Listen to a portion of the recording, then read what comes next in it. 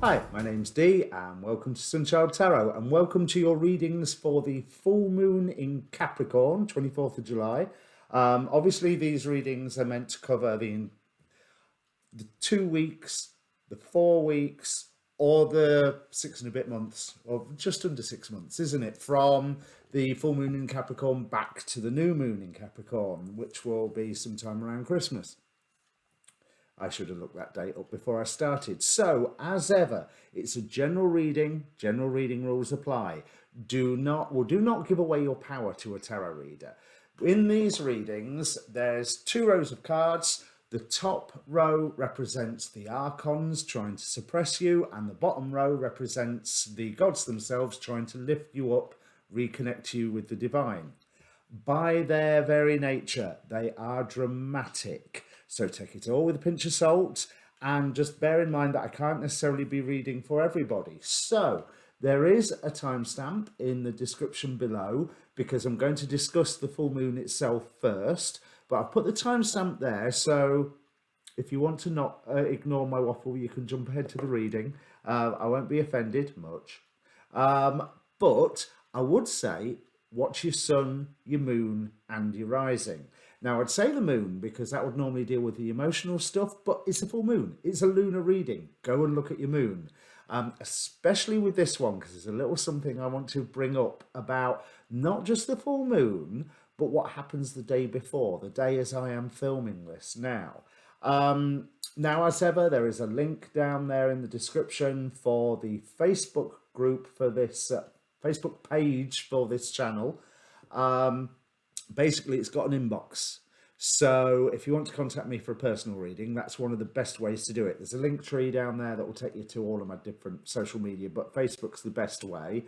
I am trying to grow the channel, so any subscriptions or pressing of like buttons would be greatly appreciated. And of course, if you haven't caught it, I will be, or well, by the time this goes live, I will have already done a show with astrologer David Fisher, where we're discussing the ins and outs of the full moon in terms of Hellenistic astrology. I've got some other things that I wanted to point out. Now, I am really, really excited about this full moon. I'm sure there was something else housekeeping I had to say. Now it'll come to me. Oh yeah, you can ask a question before you're reading if you want. I don't think it's the sort of reading where you're necessarily going to get an answer, not like my monthlies or some of my other readings. It's just a general look at the forces that are around for you to take advantage of or dodge, whichever way you want to look at it. Right. So this is the first full moon after the eclipse seasons. Now, if I bring my notes up so I can remember what I'm talking about, this is the degree here is ruled by, I always struggle with these, Yael, who is all about letting go and mental force. But the degree angels, which I've not mentioned on these videos before, the degree angels also control a 5-degree arc each. So this 5-degree arc is ruled by Mabahia, who is about putting thought into action, who is about intellectual lucidity. And Yael is about, as I said, letting go, mental force. That puts a lot more context into this full moon, whereas we have been working so very hard to plan and to decide and to find ways to move forward. We've discussed this on the astrology shows with David. We've discussed this in the readings. That's setting your plans up, getting all your ducks in a row, all of that preparation work.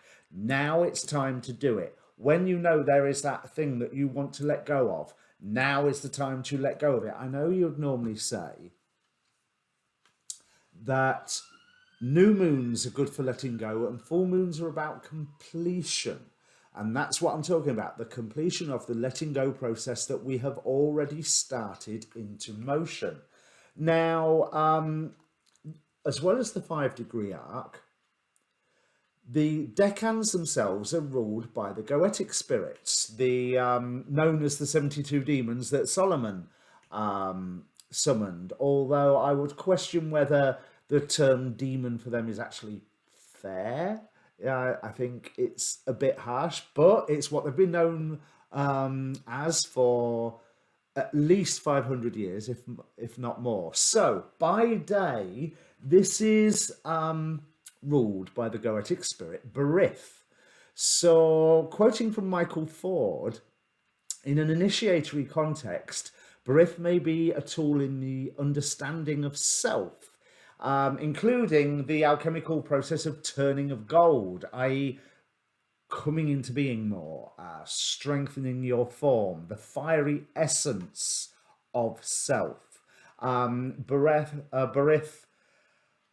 is proves to be a powerful goetic servitor that you can summon to guard while going through some introspective rites. Now, we've been going through these introspective processes for, well, quite some time, let's be honest. And so again, it's rubber stamping that idea of, you knew you needed to let go of this thing, time to let go, time to put your plans into action, time to be you to the best of your ability. Now, by night, it is ruled by Flauros, or as I would know him, Horus.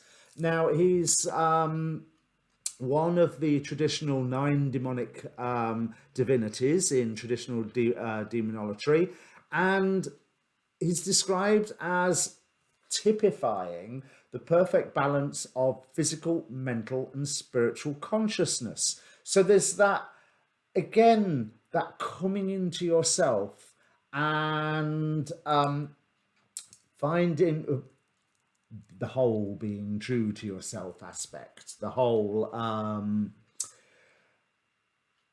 this is who I know I am, and that bit there, I don't need it anymore, it's not me anymore, let's go, because I'm going along on this new path. Now, I am excited about this full moon also because of something that happened the day before. The day before, there was a near perfect 4 points of a pentagram in the sky. So let me just bring that up for you to see. Hopefully you'll be able to see the aspect lines, because they're quite faint. Solar Fire does them in a colour I find it really hard to see, but you notice the moon, Jupiter, Uranus, and Venus, which is a beautiful selection of planets. You've got the love and value of Venus, you've got the making things bigger of Jupiter, you have that emotional, in this term, it's what do I feel strongly about, and how can I make those things that I feel are beautiful in my life bigger? How can I make those things that I value in my life bigger? And then there's Uranus, which Uranus always causes upset, but on this particular point, I think if the unexpected occurs, it could only be bringing good news. Now, by the time we come to the full moon itself, you notice that near pentagram is split up into 2 sets of 3 3-pointed pentagrams. However, the Solar Fire doesn't do aspects, or at least I can't make it do aspects, to Black Moon Lilith. So we have Mars, Moon, and Black Moon Lilith taking action to heal hurt feelings, is how I'm reading that, and how I would want to read that. Bear in mind that Mars at the moment is being ruled by the goetic spirit Beleth, who is there's a certain sense of Beleth plays with time. There's a certain sense of immediacy here, but it's almost like you can take this energy and pocket it for a short while. And then the final three-pointed pentagram is again Venus, Uranus, Jupiter. So something unexpected about that which you value and can be made bigger, which I think is still beautiful, but especially coming off of that pentagram the day before. Now, I'm also very excited about this because the final point of that pentagram would be pretty much 4, 5, 6 degrees Libra. Guess whose moon is at 6 degrees Libra? So I am looking to take full advantage of such a beautiful astrological combination. Now let's just have a look before I go into the cards, because I got told off on comments about a long introduction to another reading that I did. So I don't want to waffle for too long, but the symbols of 3 degrees Capricorn and this full moon are also very interesting. I remember what really grabbed my attention is the Kosminski degree symbol, which is of Persephone rising gracefully from beneath to the upper world. The sun is shining and the surrounding country is rich in fields of corn, fruit, birds, flowers, whilst butterflies are sporting round her head. Now, I suppose according to the legend, that would not be directly true, because spring doesn't start until Persephone comes up and Ceres or Demeter goes, you're back, and starts letting things happen. But it is still a beautiful image. So this is said to denote one of great power of endurance, who forces himself, ill or well, to brush away obstacles in the way of his desires. What was I saying about letting things go? There is here a combination of mental, moral, and physical force, bringing us back to the idea of that rulership of Hares. A trinity which carries the native through danger and conditions most adverse. At birth, the soul is rising from the shadows, and as life advances, the temples of enchanting lights are reached, and constancy begets deathlessness. It is a symbol of perseverance. So if you haven't started your 2021 plans, your post 2020, post eclipse, post great conjunction plans, get moving.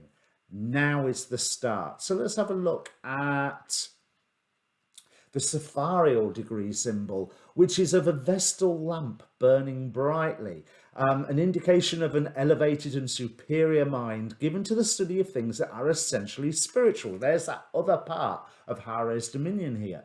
There are aspiration and intuition in a superior degree. That's not easy to say. And such a one will probably seek and find in the silence of his own chamber the key to many of the higher mysteries of life and thought. So again, it's that looking internally, expressing externally. As within, so without. This is, do not let this full moon energies go to waste. Now, the Chandra symbol, or the inside degree symbol, is more curious, but I really like it, because you will hear all the New Agers, and I get very bored with the New Agers, and with the New Age, sorry. That's not the New Agers, the New Age, because it's, we're living in such a special time. We are always living in such a special time. If you are living, it is a special time. Certainly for you and to a point globally, but we cannot deny there's big global things going on. So we have all been training for this moment. So Capricorn 4, the 4th degree of Capricorn, i.e. 3 degrees Capricorn. The Chandra symbol is footprints in the snow. And it's talking about how you were following your own footsteps. In the last previous lifetime, you set into motion a very full karmic momentum, which only got to midstream. This time, you first recapitulate the previous patterns and then set out where they lead. All of it, every step feels fated, inevitable. It is an uncannily strong inward impression. Yet, in order to permit the soul of this lifetime some measure of autonomy and freedom, this knowledge is held in the superconscious mind, and you can then cast about as though nothing had happened before, if you want, except that the inward instincts direct you in a predetermined course. And the lessons and the scenes are so very familiar. So blah, blah, blah, when the individual karma is this strong. But we know this. I mean, let's be honest. If you're watching one of my readings and watching tarot readings on YouTube and all the other stuff, we know that we have practiced for this. And even if you accept like Dolores Cannon's 3 waves of volunteers, we have been practicing for this. And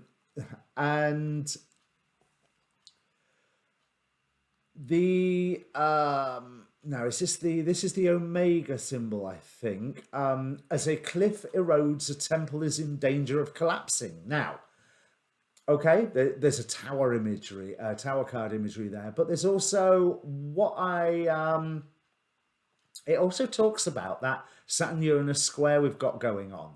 The description to this says it needs change.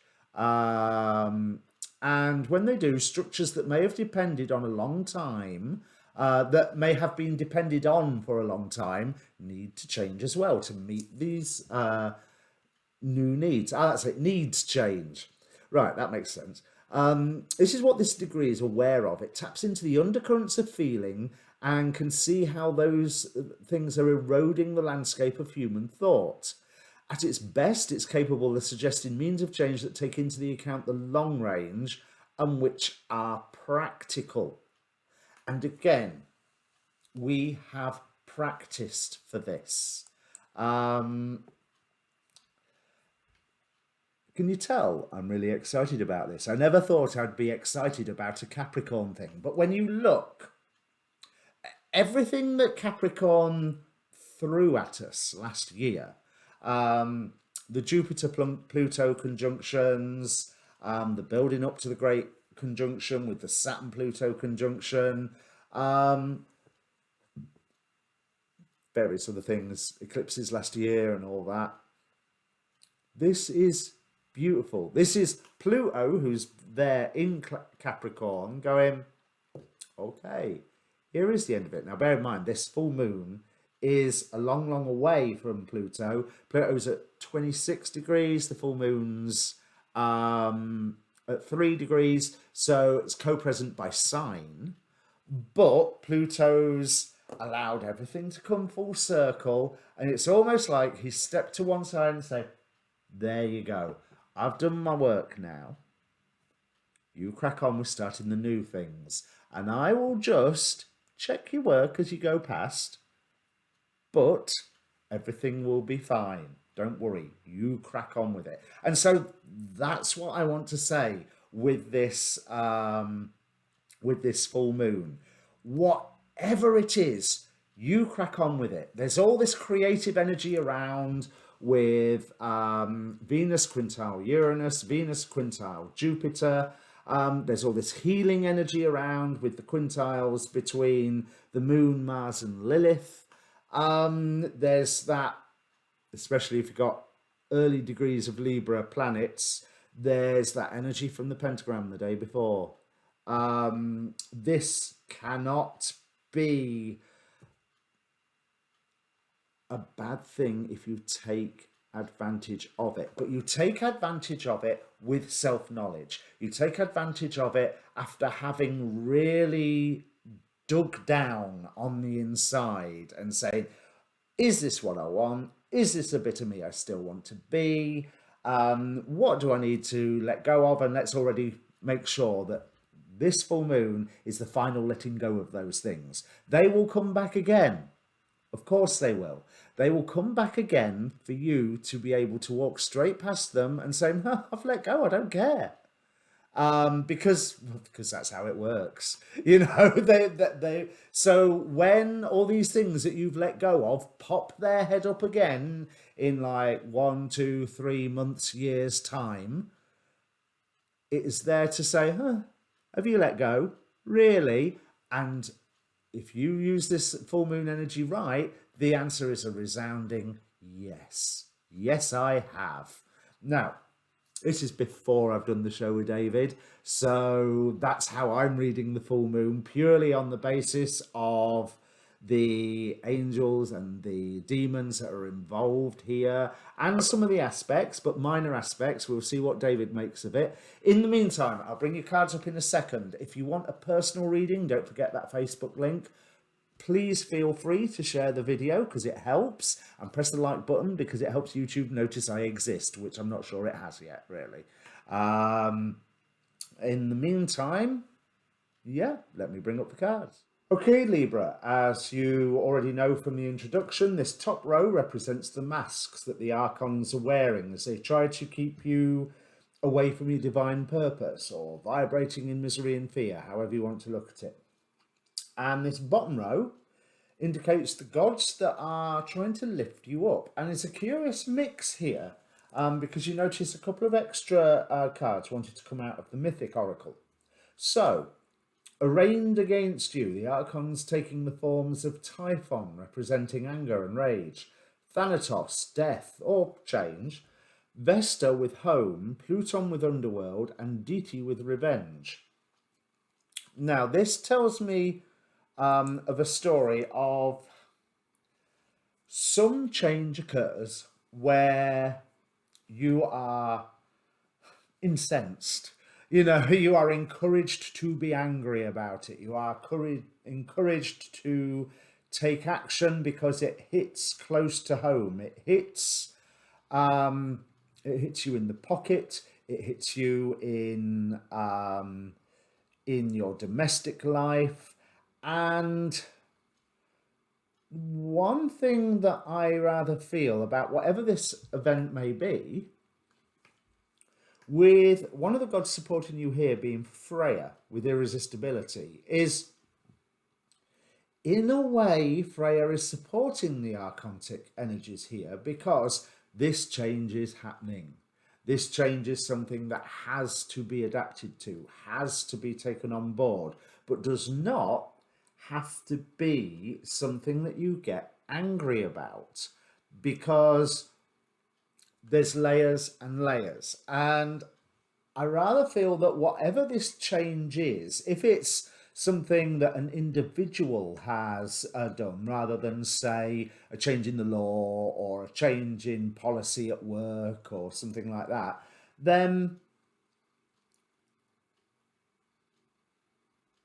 they're not necessarily guilty, as in it wasn't done through maliciousness. It wasn't done through that sense of, yeah, that will screw them up. You know, it was something that was partly inevitable anyway. And that's what I get, certainly with Thanatos there, opposed by Orpheus. So we have Orpheus representing faith, we've got Hephaestus representing work, and Dionysus representing freedom. This event, if you look at it in the right way, is something that you can utilize to gain greater freedom, even though, to start off with, it's one of those, oh my God, what am I going to do now sort of situations. And because, like I say, it's hitting you in the pocket, it's hitting you financially, or it's hitting you down where all your secrets are hidden, down where there's bits of you that even you don't necessarily like looking at. So immediately there would be the urge to lash out, take revenge. Deity here with revenge. But opposing Typhon, who, the reason I say that this event is unstoppable, we have Typhon who nobody could stop, or I know he eventually got stopped in the his attack on the Olympians, but that was long, hard fights that was took a lot of time to achieve. Then on the divine side of the reading, we have Freya with irresistibility and Tyche with fortune. Now here I'm seeing Tyche as in this is something that is fated. There is some this circumstance was going to come around because if the archons didn't do it, the gods would. And here is very much a test. So, can you work your way out of this, whatever that may mean? You know, if this is hitting relationships within the home, then again, it's not an insurmountable problem. It means change, but it doesn't mean problem. There is access here. Damabia from the Oracle of Heaven and Hell, representing Fountain of Wisdom. So we have the reading enveloped between Damabia and Thoth here with that sense of use your wisdom, pick it apart, think of the consequences. Do not rush to anger.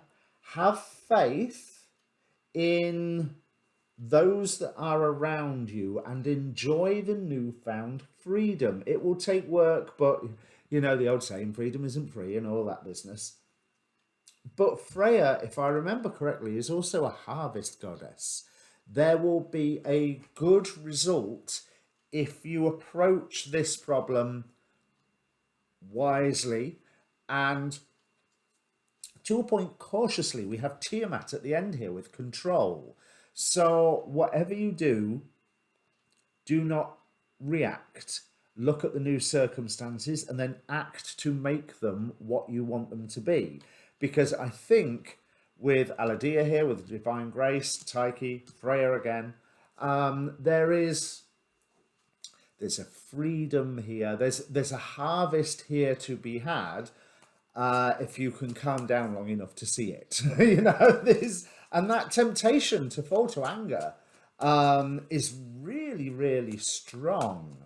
It's something where it's almost like you are encouraged to go, well, if that's what the case is, well, that's it. That's the end. Thank you very much. You know, whether that's a work or a relationship or a friendship or an interaction with, I don't know, an industry, you know, guidelines in an industry change, and all of a sudden you're going, yeah, I don't agree with this at all. But it's not the time to throw the baby out with the bathwater, basically. So let's have a look. Yes, so Typhon clarified by the Five of Swords, anger and conflict. Six of Wands. This change is victorious. However, whatever happens, that change is going to happen. It is going to work. So it's something that you just need to adapt to somehow. And it really does define what's going on within your domestic life. Wherever this change is occurring, it affects the home. But I think Ace of Swords clarifying Pluton with the underworld. So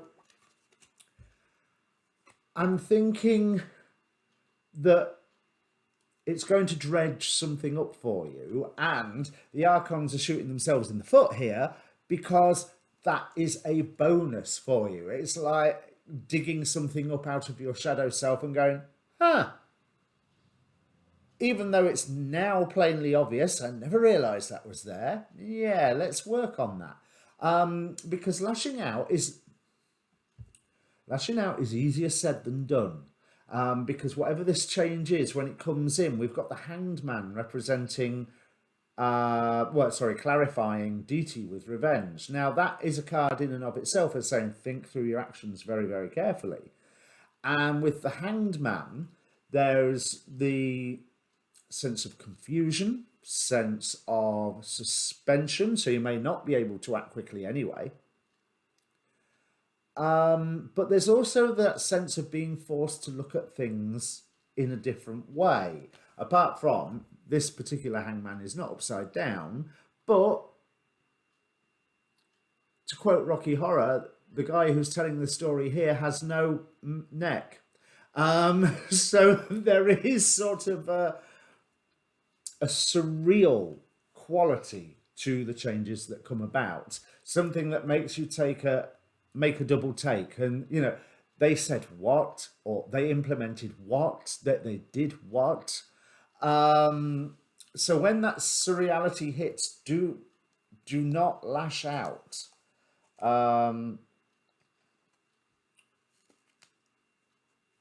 Because there's wisdom here to see what precisely is you lose by this change.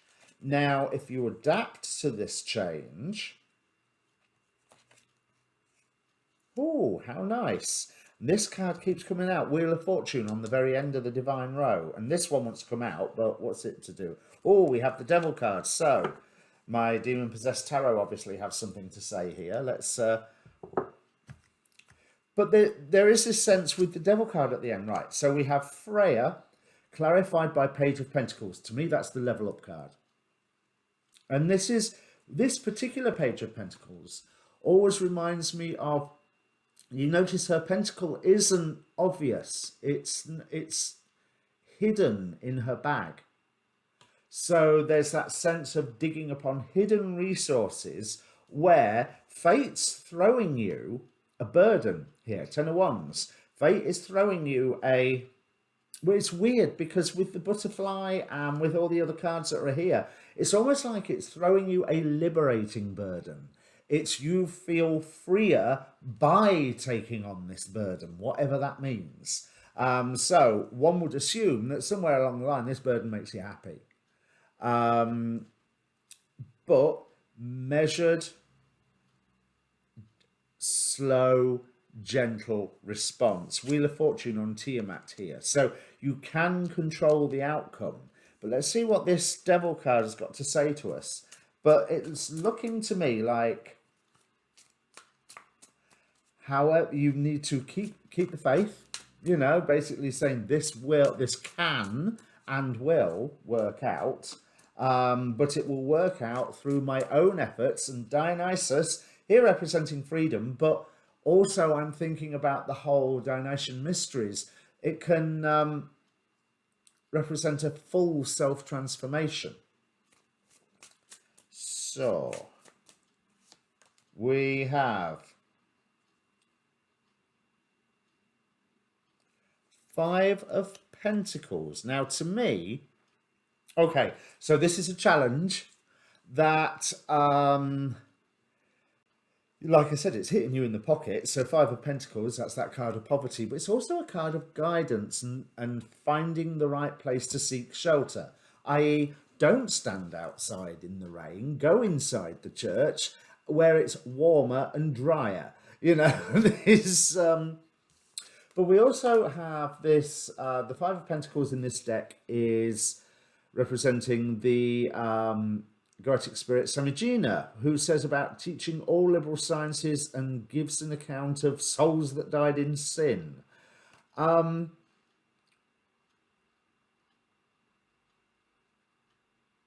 Yeah, so what I was saying earlier about whoever instigated this change, they're not necessarily guilty. No, I don't think they are. They may be reacting to something else.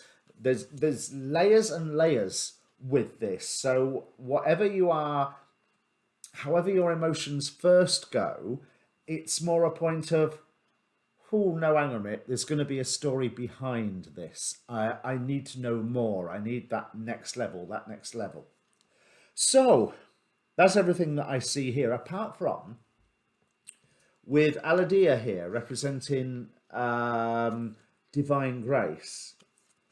I actually feel that this is a change for the better in the long term. It's just not going to look like that when it arrives.